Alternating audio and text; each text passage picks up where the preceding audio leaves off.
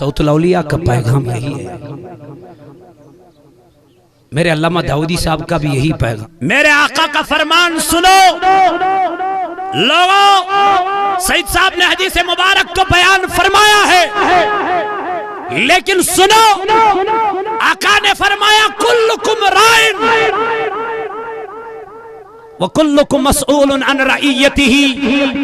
ہر ایک ذمہ دار ہے، ہر ایک ذمہ دار سے قیامت کے دن سوال ہوگا. باپ کو اپنے بچے کے بارے میں سوال ہوگا. بے شک حق ہے. سبحان اللہ. باپ خود نماز پڑھتا ہے، بچے کو نماز کی تلقین ہی نہیں کرتا. باپ کو لگتا ہے میں جنت میں چلا جاؤں گا، بچہ اس کو دعویٰگیر بن جائے گا. بچہ بالغ ہو گیا، باپ اس کی شادی نہیں کرتا. باپ اس کی شادی نہیں کرتا. بیٹی بالغ ہے، باپ اس کی شادی نہیں کرتا. اگر وہ گناہ میں مبتلا ہو جائیں گے تو اس کا ذمہ بیٹے اور بیٹی پہ نہیں، اس کا ذمہ کس پہ ہوگا؟ جس نے اس کو بلوغیت میں شادی نہیں کی. میرے آقا علیہ السلام نے فرمایا مرو اولادکم بالصلاۃ. اپنے اولادوں کو حکم دو نمازوں کا. کب؟ میرے مصطفیٰ کب؟ وہم ابناء 7 سنین. جب تمہارے اولاد 7 سال کے ہو جائیں. سبحان اللہ. بے شک. اب 7 سال سے لے کر آپ کو 12 سال تک بچے کو تلقین کرنی ہے کہ نماز پڑھو. 7 سال سے جب تم 7 سال میں بچے کو کہو گے بیٹے نماز پڑھ، یہ بیٹا 7 سال میں باپ کی مان سکتا ہے. لیکن یہی بیٹا 20 سال کا ہو گیا، باپ کہتا ہے نماز پڑھ، یہ بیٹا مانتا نہیں. پھر مولانا سے کہتے ہیں بچے نافرمان بن گئے ہیں. میں بولتا ہوں کیوں نہیں بنیں گے؟ 1400 سال میرے نبی نے پہلے بتا دیا تھا.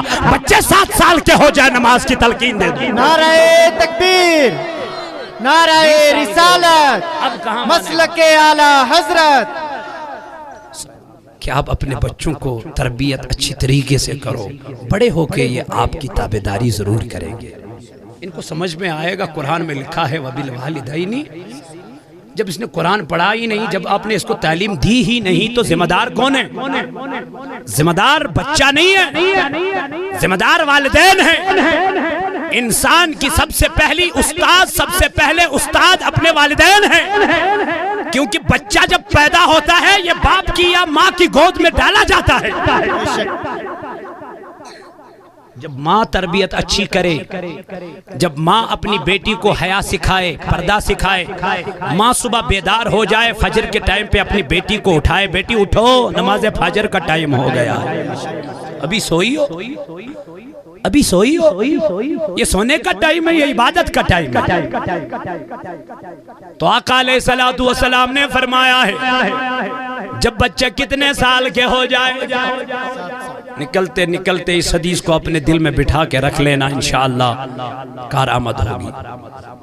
میرے نبی نے فرمایا جب بچے 7 سال کے ہو جائے ان کو کس کی تربیت دے دو؟ نماز کی تربیت دے دو. آقا کیوں؟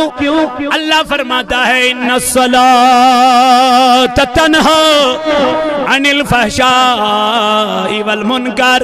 یہی نماز ہے جو اس بچے کو، ان مومنوں کو، ان کلمہ پڑھنے والوں کو، ان لوگوں کو بے حیائی سے روک سکتی ہے.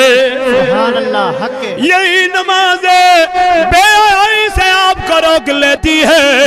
لیکن جب نماز ہی نہیں پڑھتے ہیں، جب وضو میں نہیں رہتے ہیں، جب دن پر ایک بار وضو نہیں کیا، اللہ کا ذکر نہیں کیا، اللہ کا کلام نہیں پڑھا، تو رحمتیں کہاں سے آئیں گی؟ برکتیں کہاں سے آئے گی؟ اللہ کا کرم اور فضل کہاں سے آئے گا؟ لوگوں اس حدیث کو ملاؤ، اپنے دل میں بٹھا. میرے نبی نے فرمایا وَضْرِبُوهُمْ عَلَيْهَا وَهُمْ أَبْنَاءُ 10. جب یہی بچہ 10 سال کا ہو جائے، اگر یہ نماز نہ پڑھے، اگر یہ نماز کے لیے نہ جائے تو اس کو تھپڑ مارو مارو، لیکن نماز کے لیے اس کو تیار کرو. سبحان اللہ. کس باپ نے نماز نہ پڑھنے پہ اپنے بیٹوں کو تھپڑ ماری ہے؟ کوئی باپ ہے کوئی باپ جس نے اپنے بیٹے کو نماز نہ پڑھنے پہ تھپڑ ماری ہو؟ کوئی نہیں. تھپڑ ماری ہو تو بیٹے گھوڑا کیوں نہیں چلانا آتا ہے؟ لگام ایسے پکڑنی ہوتی ہے، گھوڑے کا سین ایسے کرنا ہوتا ہے، مجھے معاف کرنا، یہ تو سکھاتے ہیں نا بچے کو، گھوڑا ایسا چلاتے ہیں، جب پہاڑ پہ چلنا ہو تو ایسے چلنا ہوتا ہے، وزن پیچھے رکھو، یہ وزن آگے رکھو، کیا کرنا ہوتا ہے وہ تو آپ سکھاتے ہو، لیکن یہ کبھی نہیں بولا بیٹے نماز کے لیے جب کھڑا ہونا ہے، ہاں یہ نہیں کبھی کہا بیٹے جب نماز پڑھنی ہوتی ہے پہلے وضو بنانا ہوتا ہے، یہ کبھی کہا ہے؟ کبھی سکھایا ہے؟ کبھی نہیں۔ بتاؤ اس کا ذمہ دار کون ہے؟ خود بتاؤ، خود فیصلہ کرو۔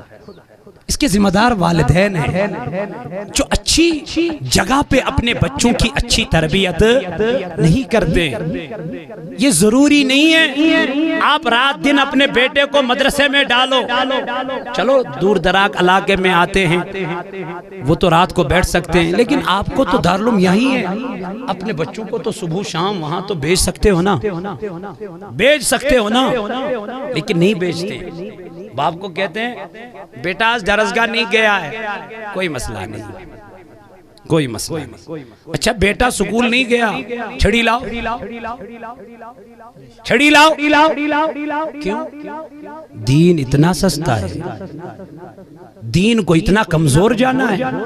آقا علیہ السلام سے سوال کیا گیا، آقا جب قیامت آ جائے تو کیا ہوگا؟ سب سے پہلے میرے نبی نے فرمایا جب قرب قیامت ہوگی سب سے پہلے علم کو اٹھا لیا جائے گا، جاہلوں کو آگے بٹھا دیا جائے گا، علم نہیں رہے گا، جاہلوں کی عزت ہوگی، واہ واہ ہوگی، جے جے کار ہوگی، لیکن عالموں کی کوئی عزت نہیں ہوگی۔ یہی دور چل رہا ہے، علم کی کوئی حیثیت نہیں رہی، کیونکہ ہم اپنے بچوں کو علم نہیں دے سکتے، دینا چاہتے ہیں۔ تو میرے عزیزوں، میرے جوانوں، میرے نبی نے فرمایا ہے وَاضْرِبُوهُمْ عَلَيْهَا وَهُمْ أَبْنَاءُ 10 جب یہی اولاد 10 سال کا ہو جائے تو اس اولاد کو اگر مار دینی پڑی دے دو، لیکن نماز پڑھاؤ۔ وَفَرِّقُوا بَيْنَهُمْ فِي الْمَزَاجِعِ میرے نبی نے فرمایا جب یہی بچے 10 سال کے ہو جائے اب ان کو ایک ساتھ بسترہ نہیں ڈالنا بلکہ الگ الگ بسترہ ڈالنا۔ کیوں؟ علم نورن و نفسی قدوس اٹی نفسی قدوس پشیمان نفس چوی مدہوس ہاکل سٹی نفس یہ مرڈی سیوتی لامکان۔ سبحان اللہ، بے شک جنہوں نے نفس کو کنٹرول کیا وہی ولی بن گئے۔ بے شک سبحان اللہ۔ ہماری طرح نفس کے پیچھے نہیں ہے، وہ اللہ کے مقرب بندے ہیں۔ اس لیے ماؤں سے بہنوں سے میری التماس ہے، گزارش ہے، اپنی بیٹیوں کی اچھی تربیت کریں، اپنی بیٹیوں کی اچھی تربیت کریں، اور جن کو شادی ہوئی ہے ان کو میں مؤدبانہ گزارش یہ کرنا چاہتا ہوں کہ عورتوں کو غلام نہ سمجھو، یہ غلام نہیں ہے۔ اللہ پاک فرماتا ہے ہن لباس لکم وانتم لباس لہن، تم ان کے لباس ہو وہ تمہارا لباس ہے۔ لباس کا کام ہوتا ہے چھپانا، لباس کا کام یہ نہیں ہوتا ہے کہ اس کو اتارنا اور ان کو ننگا کرنا، اللہ بچائے اللہ کرے، مار پیٹ دھاڑ یہ نہیں کرنا ہوتا ہے۔